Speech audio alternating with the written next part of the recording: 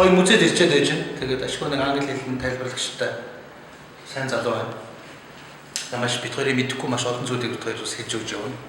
Тэгээд энд бол гол нь одоо 1992 онд энэ том байгууламжийг байгуулсан шалтгаан нь бол Кристофер Колумбусын шагналыг энд хадгалж одоо хүндэтгэл үзүүлэхээр байгуулсан юм байгууламж юм байна.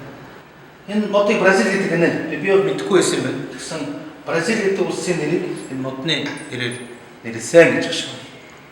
За түрүүн Бразил гэдэг улс тэр модноос нэрлсэн гэсэн бол Венесуэл гэдэг улс болохоор анх Венесуэлд ирэхээр тентгийн индианчууд нь усан дээр байшин бариад ирсэн юм байна л та.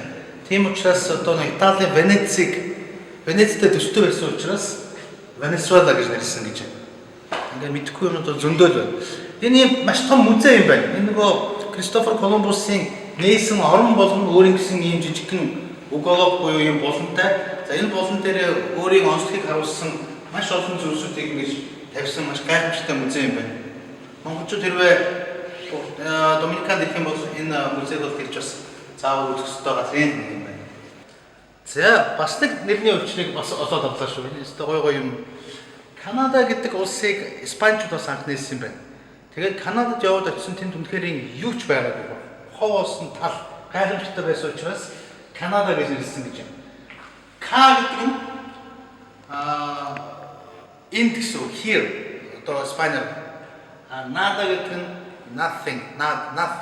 Энд юу ч байхгүй байна гэдэг нэрнээс Канада гэдэг нэрний утга учир ингэж гарсан юм биш үү манайхаа. Төв Америкийн улс Хондурас. За энэний нэрний учир нь бас их сони юм байна.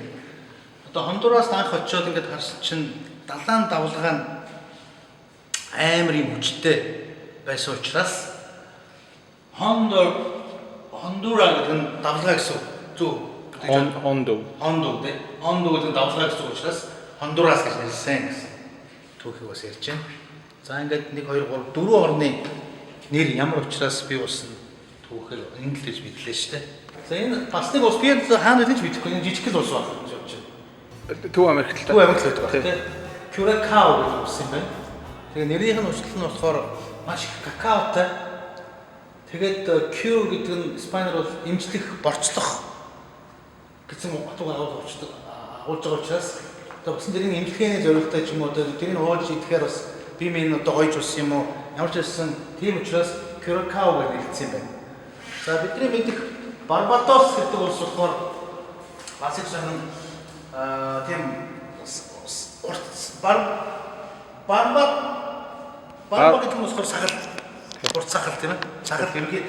Тэгээ Барбадос гэдэг урт сахалтай одоо тийм өстой мод байсан юм. Барбадос гэж нэрлсэн юм байна.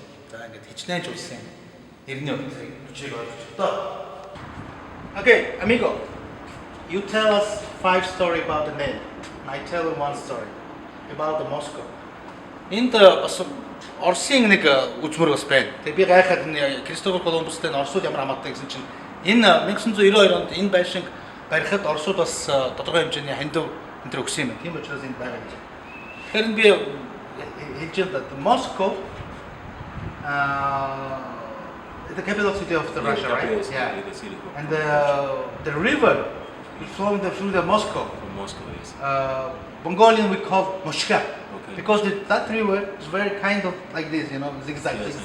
And we call it in Mongolian Moshka. That's why the name Moscow came from Mongolia. Okay. And you have to tell the tourists who came here about the history of the Moscow, right? Okay, let's go. Let's go this way. Yeah, this way. Yeah, Yeah, this is you know, really nice. we go to China. Yeah.